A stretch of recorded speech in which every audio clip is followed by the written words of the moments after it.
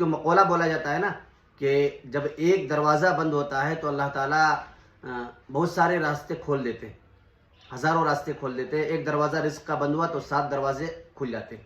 میں اس مثال دیتا ہوں، اور یہ مثال میرے استاد محترم حضرت مولانا مفتی افتخار احمد صاحب قاسمی دامت برکاتہم نے کسی پروگرام میں دیا تھا اور سمجھانے کی کوشش کی تھی.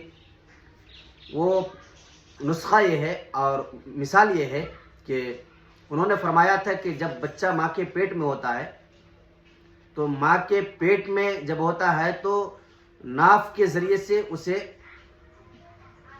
جو ہے رزق پہنچایا جاتا ہے، جو ایک راستہ ہوتا ہے. یعنی بچہ جب پیٹ میں ہوتا ہے تو رزق پہنچانے کا ایک ہی راستہ ہے کہ ناف کے ذریعے سے وہ ماں کے پیٹ کے اندر جو اس کے ذریعے سے اسے رزق پہنچایا جاتا ہے. جب وہاں سے اس کا رزق ختم ہو جاتا ہے اور بچہ باہر آ جاتا ہے، دنیا میں آ جاتا ہے، وہاں چونکہ ماں کے پیٹ میں ایک ہی راستہ تھا، ناف کے ذریعے سے اسے رزق پہنچایا جاتا تھا. اب دنیا میں آنے کے بعد اللہ تعالیٰ اس کے لیے 2 راستے کھول دیتے ہیں.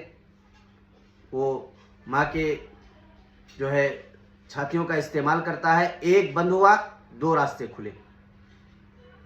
اب جو ہے ماں کا دودھ پیتا ہے تو 2 راستے اللہ تعالیٰ نے رزق کے کھول دیے. اور جب دودھ پینا بند کر دیتا ہے بچہ تو اللہ تعالیٰ اور راستے کھولتے ہیں. جب وہ کھانا کھانے کے قابل ہوتا ہے تو کبھی اس بچے کو جو ہے ماں کھانا کھلا رہی ہے، کبھی بہن کھلا رہی ہے، کبھی بھائی کھلا رہا ہے، کبھی چچا کھلا رہا ہے، کبھی پھوپھی کھلا رہی ہے.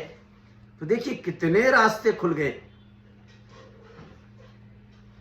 تو یہ بہت بڑا اللہ کا احسان ہے. اور حضرت مولانا مفتی افتخار احمد صاحب قاسمی دامت برکاتہم نے سمجھانے کی کوشش کی تھی کہ دیکھیے جب ایک دروازہ بند ہوتا ہے تو بہت سارے راستے اللہ تعالیٰ کھول دیتے.